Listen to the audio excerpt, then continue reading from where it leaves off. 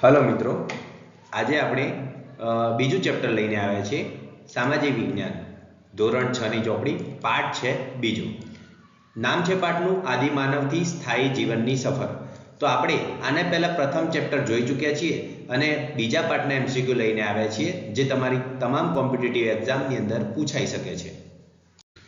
તો મિત્રો પહેલો પાઠ ના જોયો હોય તો પહેલો પાઠ જોઈ લેજો, અંદર પ્લેલિસ્ટની અંદર તમને મળી જશે. આ વિડીયો ગમે તો લાઈક આપજો, શેર આપજો અને ચેનલને સબસ્ક્રાઇબ કરજો.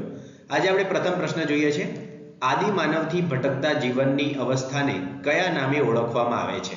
તો આદિ માનવની જે ભટકતી જે અવસ્થા હતી એને કયા નામે ઓળખવામાં આવે છે? તો મિત્રો તમારી સામે ચાર ઓપ્શન છે. આ ચાર ઓપ્શનની અંદર જવાબ છે હન્ટર એન્ડ ગેધર. એટલે શું કરવું? હન્ટર કરવું એટલે કે શિકાર કરવું. તો હન્ટર અને ગેધરના નામે આ આદિમાનવના જીવનની સફરને ઓળખવામાં આવે છે. શિકાર કરવો અને એકઠું કરવું આનો મતલબ થાય છે. શું થાય છે? શિકાર કરવો. હન્ટર એટલે શું કરવું? શિકાર કરવો. અને ગેધર એટલે એકઠું કરવું એટલે ભેગું કરવું. બરોબર છે? તો પહેલાનો જવાબ થશે પ્રથમ. ઓકે, તો શું થશે? પહેલો જવાબ આવશે. મિત્રો આ વિડીયોની અંદર મેં બીજો જે પાર્ટ છે એની દરેક લાઈનમાંથી જેટલા પણ એમસીક્યુ બનતા હશે તમામ એમસીક્યુ કવર કર્યા છે. એટલે તમે બીજો પાઠ વાંચ્યો હોય કે ના વાંચ્યો પણ તમે એમસીક્યુ બધા સોલ્વ કર્યા હોય તો તમારો જવાબ સાચો પરીક્ષામાં પડવાનો ચાન્સ વધી જશે. ચલો, ક્વેશ્ચન 2, આદિમાનવ શિકાર માટેના હથિયાર તરીકે શેનો ઉપયોગ કરતો? તો પ્રાચીન કાળમાં આદિમાનવ શિકાર કરતો તો એના માટે કયા કયા હથિયારોનો ઉપયોગ કરતો? તો પથ્થરનો ઉપયોગ કરતો, લાકડાનો ઉપયોગ કરતો, હાડકા કે બધાનો ઉપયોગ કરતો? તો મિત્રો ઉપરના તમામનો ઉપયોગ કરતો. ઘણીવાર પથ્થર મળે તો પથ્થરથી પણ કોઈને મારી નાખે, લાકડાથી મારે ને હાડકાથી પણ મારતો હતો. તો તમામ વસ્તુનો ઉપયોગ કરતો. તો આપણો જવાબ થશે ઉપરના તમામ. આદિમાનવ ત્રણેય વસ્તુનો ઉપયોગ કરતો હતો. ત્રીજો પ્રશ્ન છે, આદિમાનવના જીવનકાળનો સમયગાળો કયા યુગ તરીકે ઓળખાય છે? તો આ ઇતિહાસકારોએ અલગ અલગ યુગ બનાવ્યા છે. જેમાં જે વસ્તુ વધારે વપરાઈ હોય તેના નામ પરથી તે યુગનું નામ પડે છે. તો આદિમાનવના જીવનકાળ દરમિયાન એમણે પથ્થરનો વધારે ઉપયોગ કર્યો હોવાના કારણે આ યુગને પાષાણ યુગ કહેવામાં આવે છે. તો આનો જવાબ થશે, આ પ્રશ્નનો જવાબ પાષાણ યુગ. પાષાણ યુગ એટલે પથ્થર યુગ, કારણ કે આદિમાનવનો સમયગાળો કહેવાયો અને એ દરમિયાન તેમણે પથ્થરનો વધારે ઉપયોગ કર્યો છે. જો લોખંડની શોધ તો થઈ નથી એ વખતે, છેક આપણે પાછળ જોઈશું કે મગધ સામ્રાજ્ય એના સમયગાળાના થોડાક વર્ષો પહેલા જ લોખંડની શરૂઆત થાય છે. હથિયાર યુગ, અહીંયા હથિયાર યુગ નહીં પણ આપણે આની જગ્યાએ આપણે એવું લખી શકીએ કે આ ઓપ્શનની અંદર કે ભાઈ બીજું કંઈક આની અંદર તાંબા યુગ કે પછી કોઈ બીજું કોઈ વસ્તુ અહીંયા ઉમેરી શકીએ છીએ. ઓપ્શન ડી લાકડા યુગ. આ બધા ઓપ્શનો ખોટા છે મિત્રો. અહીંયા હથિયારની જગ્યાએ બીજો કોઈ ઓપ્શન સેટ કરીએ તો વધુ સારું રહેશે, કારણ કે પથ્થરનો ઉપયોગ હથિયાર તરીકે કરી ચૂક્યો. કાંસા યુગ કરી શકાય. અહીંયા શું કરી શકાય? કાંસ્ય યુગ. શું કરી શકાય? અહીંયા ઓપ્શન ધારો કે કાંસ્ય યુગ હોય તો ચાલે, કે કાંસાનો યુગ શરૂઆત થઈ. તો કાંસું ક્યારે વપરાય તો તમને ખબર હશે, હડપ્પીય સભ્યતા વખતે. તમે ભણશો ને ત્યારે હડપ્પીય સભ્યતા વખતે સૌથી વધુ કાંસાનો ઉપયોગ કર્યો તો હડપ્પીય સભ્યતાને બીજે કાંસ્ય યુગીન સભ્યતા કહેવાય, જ્યારે આદિમાનવ કાળને પાષાણ યુગીન કહેવાય. અને ગંગા ઘાટી, જે ગંગાના મેદાનો તરફ જે મહાજનપદોનો વિકાસ થયો તે મહાજનપદોનો સમયગાળો જે કહેવાય એ લોખંડ યુગ કહેવાય છે. ચોથો પ્રશ્ન છે, આદિમાનવ પોતાનું શરીર ઢાંકવા શેનો ઉપયોગ કરતો હતો? તો ઓપ્શન છે વૃક્ષની છાલ, ચામડું, સી, એ એન્ડ બી બંને કે બંનેમાંથી એક પણ નહીં. તો મિત્રો શરૂઆતના સમયમાં આદિમાનવ જે છે પોતાનું શરીર ઢાંકવા માટે વૃક્ષની છાલનો ઉપયોગ કરતો. પાછળ જતાં એને ખબર પડી કે જે વૃક્ષ જે છે એની છાલ જે છે અથવા તો એના પાંદડા જે છે એ થોડાક સમય પછી ખરાબ થઈ જાય, પછી ફરીથી એને નવા પાંદડા બનાવવા પડે, મતલબ પાંદડાનો પહેરવેશ બનાવવો પડે અને રોજે રોજ બનાવવું પડતું. એટલે એને પછી ખબર પડે કે જ્યારે કોઈ પ્રાણીનો શિકાર કરે છે તેનું ચામડું તૂટતું જ નથી, તો પછી અને એનાથી ગરમી પણ એને સારી રીતે મળતી હોય છે એટલે ચામડાનો પણ ઉપયોગ કરે છે. તો આનો જવાબ થશે બંનેનો ઉપયોગ કરતો હતો આદિમાનવ. તો આદિમાનવ બંનેનો ઉપયોગ, શરૂઆતમાં વૃક્ષની છાલનો, પાછળ જતાં એને ચામડાનો ઉપયોગ કર્યો છે. વૃક્ષના છાલમાંથી કે વૃક્ષના પાંદડામાંથી જે વસ્ત્રો બનાવતો આદિમાનવ એને શું કહેવામાં આવતું? વલ્કલ કહેવામાં આવતું. તો પરીક્ષામાં શબ્દ સમૂહ માટે પૂછાય કે વૃક્ષના છાલ કે પાંદડામાંથી બનાવેલા વસ્ત્રો તેને શું કહેવાય? વલ્કલ કહેવામાં આવે છે. તો આ ઓપ્શન ચોથા પ્રશ્નનો જવાબ થશે બંને. પાંચમો પ્રશ્ન છે, નીચેનામાંથી સત્ય વિધાનો. મિત્રો પરીક્ષા પૂછે સત્ય પૂછ્યું છે કે અસત્ય, ખાસ ધ્યાન રાખવાનું. અહીંયા સત્ય પૂછ્યું છે. પહેલો ઓપ્શન છે આદિમાનવ વરસાદ અને જંગલી પ્રાણીઓથી બચવા માટે પ્રાકૃતિક ગુફામાં રહેતો. આપણને એટલી તો ખબર જ હોય મિત્રો કે ગુફામાં રહેતો હતો. એના પરથી ખબર પડી જાય કે પહેલા ઓપ્શન આવવાના ચાન્સ બને જ છે. બીજો ઓપ્શન આદિમાનવ ખોરાક તરીકે કંદમૂળ, ફળ અને માંસ ખાતો હતો. હા મિત્રો, કંદમૂળ ને માંસ ને એવું બધું ખાતો એ વખતે, કારણ કે એ વખતે બીજા તો હતા નહીં, તો તમે સમજી શકો છો જે મળ્યું એ ખાવાનું હોય. એટલે બી ઓપ્શન પણ સાચો આવશે. સી માં જઈએ, મધ્ય ભારત અને નર્મદાના વિસ્તારમાં ગુફાના અવશેષો વધારે મળે છે. તો મિત્રો મધ્ય ભારત અને નર્મદાના વિસ્તારમાં ગુફાના અવશેષો વધારે મળે છે. આ વિધાન પણ સત્ય છે, એટલે આપણો જવાબ થશે ઉપરના તમામ વિધાન સત્ય છે. તો પાંચમા પ્રશ્નની અંદર જવાબ શું આવશે મિત્રો? ઓપ્શન ડી, ઉપરના તમામ વિધાન સત્ય છે. તો ગુફામાં પણ રહેતો, ફળ ફૂલ કંદમૂળ માંસ ખાતો, અને સૌથી વધુ ગુફા ક્યાંથી મળી? મધ્ય ભારતમાં અને નર્મદાના વિસ્તારમાં મળી. છઠ્ઠો પ્રશ્ન છે, ખાલી જગ્યા ખાતેથી આદિમાનવે દોરેલા ચિત્રો લગભગ 500 જેટલા આવા ચિત્રો મળી આવ્યા છે. અને સૌથી વધુ ચિત્રો જે તમને 500 જેટલા જે ચિત્રો જે છે બહુ ફેમસ ચિત્રો છે. પ્રાચીન કાળમાં સૌથી પ્રાચીન કાળના આ ચિત્રો જે છે એ તમને મિત્રો ભીમબેટકા ખાતેથી મળી આવ્યા છે. અને ભીમબેટકા જે છે કયા રાજ્યની અંદર આવ્યું છે? મધ્યપ્રદેશની અંદર. એક આવી ગુફાઓ છે, ઘણી બધી ગુફાઓના જે પથ્થરો પર આમ શિકાર કરતા ચિત્રો જોવા મળે છે. અને કયો રંગ વાપર્યો છે મિત્રો? તો ચિત્રોની અંદર એમણે લાલ રંગનો ઉપયોગ કર્યો છે. લાલ રંગથી જ બધા ચિત્રો દોરેલા જોવા મળે છે. શિકાર કરતા ચિત્રો જોવા મળે છે મોટે ભાગે એની અંદર. સાતમો પ્રશ્ન છે, ખાલી જગ્યા ખાતેથી મળી આવેલા ગુફાના અવશેષો પરથી આપણને એવી માહિતી મળે છે કે આદિમાનવ અગ્નિથી પરિચિત હતા. તો આદિમાનવ અગ્નિથી પરિચિત હતા એવું કઈ ગુફા પરથી આપણને આઈડિયા આવે છે? તો કુર્નુલ.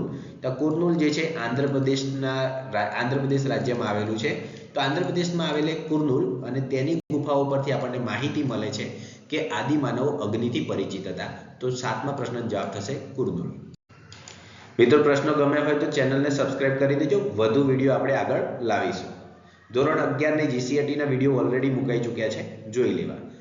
પ્રશ્ન 8 છે, આદિમાનવના સ્થાયી જીવનનો પ્રથમ સાથીદાર કે મિત્ર ખાલી જગ્યા હતો કે હતી?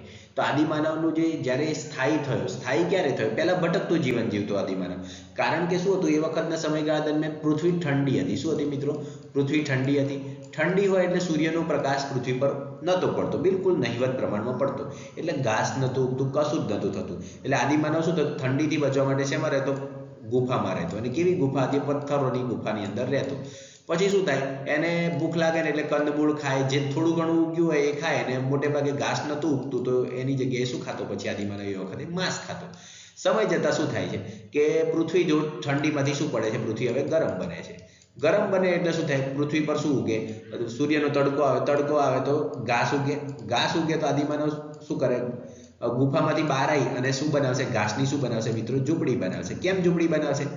એની જોડે ઓલરેડી ગુફા તો હતી, પણ ઝૂંપડી કેમ બનાવશે મિત્રો? કેમ કે હવે પૃથ્વી ગરમ થવા માંડી છે. ગરમ થઈ તો ગુફામાં ના રહેવાય. ગુફામાં રહો તો વધારે ગરમી લાગે. એટલે ઘાસની શું બનાવશે? ઝૂંપડી બનાવશે. ઝૂંપડીમાં રહેતો થશે. અને શું થશે? પછી ઘાસ ઉગવા નીકળ્યું એટલે એને ખબર પડવા માંડી કે એ જે ફળ કે ફૂલ લાવે છે, જે ફળ ખાધું, ધારો કે કોઈ સફરજન ખાધું, તો સફરજનના બીજ જે છે અહીંયા પડે છે, નજીક ફેંકી દે છે, કે ચીકુના કે સફરજન. પછી એ વિચારે છે, જોવે છે કે વરસાદ પડે છે ને તો આ જે સફરજનના બીજ હતા ને ઉગે છે. ઉગે ને એટલે પાછા ત્યાંથી શું થાય?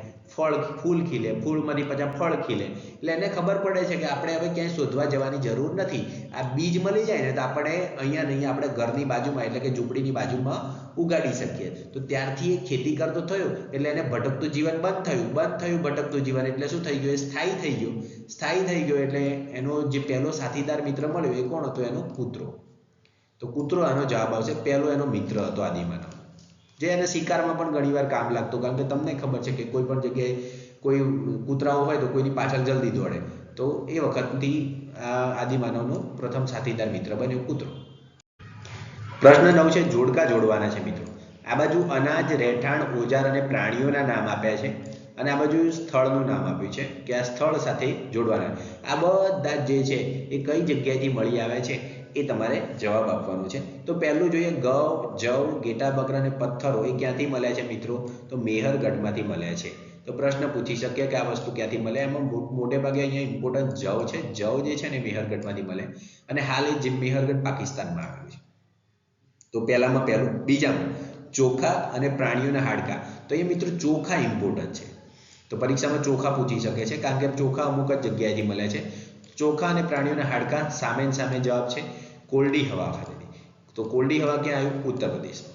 ત્રીજો છે ચોખા, ઘેટા, બકરા, પથ્થરના ઓજારો એ મહાગઢામાંથી મળ્યું છે. તો મહાગઢા ક્યાં આવ્યું છે? ઉત્તર પ્રદેશમાંથી. ચોથું છે માનવ વસાહતો અને ગેંડો. આ સૌથી અલગ છે, યુનિક છે. તો આ પ્રશ્ન પૂછી શકે કે ગેંડો ક્યાંથી મળ્યો? તો લાંગણજ, ગુજરાત.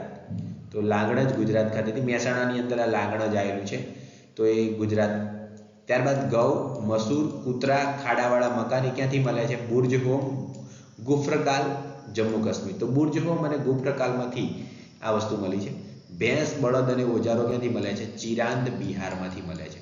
તો મિત્રો અહીંયા ઇમ્પોર્ટન્ટ જવ હતા, ચોખા હતા, ગેંડો હતો. તો આ બધી વસ્તુ પરીક્ષામાં પૂછી શકે છે. બીજું અહીંયાથી એ પણ પ્રશ્ન પૂછી શકે મેહરગઢ ક્યાં આવ્યું? હાલ પાકિસ્તાનમાં. કોરડી હવા ક્યાં આવ્યું? ઉત્તર પ્રદેશમાં. મહાગઢા ક્યાં આવ્યું? ઉત્તર પ્રદેશ. લાગણજ ક્યાં આવ્યું? ગુજરાત. બુર્જ હોમ અને ગુફ્રકાલ ક્યાં આવ્યું? જમ્મુ કાશ્મીર. ચિરાંદ ક્યાં આવ્યું? તો બિહાર. તો આ પણ તમારે તૈયાર કરવાનું થશે. 10મો પ્રશ્ન છે સત્ય વિધાનો જણાવો. તો પહેલો છે બુર્જ હોમ, ગુફ્રકાલ, હુરંગી, મેહરગઢ, લાંગણજ અને ભીમબેટકામાંથી માનવ વસાહત અને પશુપાલનની માહિતી મળે છે. કોમન સેન્સ છે મિત્રો, તમને ભીમબેટકા ખબર હોય કે ત્યાં માણસોએ ચિત્રો દોર્યા હતા આદિ માનવે, તો ત્યાં માનવ વસાહત હોવાની જ છે. અને જ્યાં માનવ વસાહત હોય ત્યાં પશુપાલન હશે. તો પહેલું વિધાન તો સત્ય છે. બીજું, મેહરગઢ અને ઇનામગાંવ જેવા સ્થળોથી ગર અને ખેતીવાડી તેમજ જવ અને બાજરા જેવા ધાન્યની માહિતી પણ મળે છે. તો મિત્રો આ વાત પણ સાચી છે. મેહરગઢ અને ઇનામગાંવમાંથી તમને આ વસ્તુ પણ મળે છે. શું મળે છે? જવ મળે અને બાજરાના અવશેષ પણ મળે. તો આપણો જવાબ શું થશે? Option C. એ અને બી બંને વિધાન સત્ય છે. તો 10મા પ્રશ્નનો જવાબ આવશે ઓપ્શન સી. 11મો પ્રશ્ન છે મેહરગઢ વિશે સત્ય વિધાનો જણાવો. સત્ય વિધાન જણાવવાના છે કોના વિશે? મેહરગઢ વિશે. તો જોઈએ, મેહરગઢ પ્રાચીન સમયમાં ભારતનું સૌથી પ્રાચીન ગામ ગણી શકાય. અહીંયા ધ્યાન રાખજો મિત્રો, પ્રાચીન સમયની વાત છે, અત્યારે નહીં. અત્યારે પ્રાચીન ના ગણી શકાય. કેમ? તો અત્યારે પાકિસ્તાનમાં જતું રહ્યા મેહરગઢ. તો પ્રાચીન સમયમાં ભારતનું સૌથી પ્રાચીન ગામ કયું ગણી શકાય? મેહરગઢ. તો પહેલું વિધાન આપણને સત્ય છે, તો આ ઓપ્શન ના આવે કારણ કે આમાં પહેલું નથી. અહીંથી ઘઉં અને જવની ખેતીની શરૂઆત થઈ. હા મિત્રો, ઘઉં અને જવની ખેતીની શરૂઆત સૌ પહેલા આપણને ક્યાંથી માહિતી મળે? મેહરગઢમાંથી થઈ હતી. તો બીજો જવાબ આવવો જોઈએ ઓપ્શનમાં. તો બીજો અહીંયા નથી એટલે આ પણ નહીં આવે. બીજું પણ સાચું છે. ત્રીજું, અહીંથી મનુષ્યની સાથે કબરમાં બકરીને દફન કરવામાં આવેલ છે તેવા અવશેષ છે. તો એક કબર મળી છે, એમાં બકરીની સાથે કોને દફનાવવામાં આવ્યું? તો માણસને દફનાવવામાં આવ્યું છે. તો મનુષ્યની સાથે બકરીને દફન કરવામાં આવી. કેમ આવું? તો એ લોકો એવું વિચારતા હતા કે પુનર્જન્મમાં માનતા હતા કે મૃત્યુ પછી જીવનની કલ્પના કે માન્યતા સૂચવે છે. એટલે આ લોકોને એવો વિચાર હશે કે બકરી એમની પ્રિય હશે જે તે વ્યક્તિ મૃત્યુ પામે એની. તો એમને એમ કે આ મનુષ્ય મરે છે તો એની જોડે બકરી પણ મરી જાય, તો આવતા જન્મમાં બંને જોડે જીવન લેશે, જન્મ છે, એવું કંઈક વિચાર હશે એમનો. તો મૃત્યુ પછી જીવનની કલ્પના એટલે કે પુનર્જન્મ માનતા હતા. તો ત્રીજું વિધાન પણ સત્ય છે મિત્રો. તો ત્રીજું તો બધામાં છે. હવે ચોથું જોઈએ, અહીંના લોકો લંબચોરસ ઘરમાં રહેતા હતા. તો મિત્રો ચોથું વિધાન પણ સત્ય છે, એટલે કે આપણો ઓપ્શન થશે, જવાબ શું થશે? ડી. અહીંયા તમારે 50-50 આવી હતી. ચોથું વિધાન તમને આઈડિયા ના હોય તો તમારે 50-50 મારવાની થાય. એ અને ડી માંથી કયો જવાબ આવશે? તો ડી જવાબ આવશે. મિત્રો વિડીયો ગમે હોય તો લાઈક આપજો, શેર આપજો અને કોમેન્ટ કરજો. ચલો પ્રશ્ન 12 છે ઇનામગાંવ વિશે સત્ય વિધાનો જણાવો. ઇનામગાંવની વાત છે, સત્ય વિધાનો જણાવવાના છે. આ ગામ મહારાષ્ટ્રમાં આવ્યું છે. હા મિત્રો, તો ઇનામગાંવ જે છે ને એ મહારાષ્ટ્રમાં આવેલું છે. એટલે પહેલું વિધાન સત્ય છે, પહેલું અહીં નથી એટલે કાઢી નાખવાનું. બીજું, અહીંથી બાળકોના મૃતદેહના અવશેષો મળ્યા છે. તો મિત્રો ઇનામગામ જે ગામ છે ને ત્યાંથી બાળકોના મૃતદેહના અવશેષ મળ્યા છે. બીજું વિધાન પણ સત્ય છે, અહીંયા બીજું નથી. આ પણ કાઢો, આ પણ કાઢો. ચલો, તો પહેલા બે વિધાન પરથી તમને જવાબ મળી ગયો, ઓપ્શન ડી જવાબ આવી જાય. કેમ? તો બીજા બધા ઓટોમેટિક નીકળી ગયા. ત્રીજું ચોથું ના વાંચો તો એ ખબર પડી જાય. ત્રીજું ચોથું ઓટોમેટિક સાચું જ છે. તેમ છતાં જોઈ લઈએ, અહીંના લોકો ગોળ ઘરમાં રહેતા. તો જો મિત્રો આગળવાળું આપણે જોયું તો ને લંબચોરસમાં રહેતા હતા. અહીંના લોકો ક્યાં રહેતા? ગોળ ઘરમાં રહેતા, ગોળ આકારના ઘર બનાવેલા હતા. ચોથું, પશુપાલનની સાથે ખેતીના પાકોમાં બાજરીને જવ પણ પકાવતા. તો બાજરી પણ પકાવતા અને જવ પણ પકાવતા. તો બધા વિધાન સત્ય છે, એટલે આપણો જવાબ ક્વેશ્ચન 12નો જવાબ શું થશે? ડી થશે. થેન્ક યુ મિત્રો. ચેનલને સબસ્ક્રાઇબ કરી દેજો, આ યુટ્યુબ ચેનલને લાઈક આપો, શેર આપો અને વિડીયો જોતા રહેજો. આગળના વિડીયો પણ આ રીતે આપણે ચેપ્ટર 3 સાથે મળીશું ફરીથી.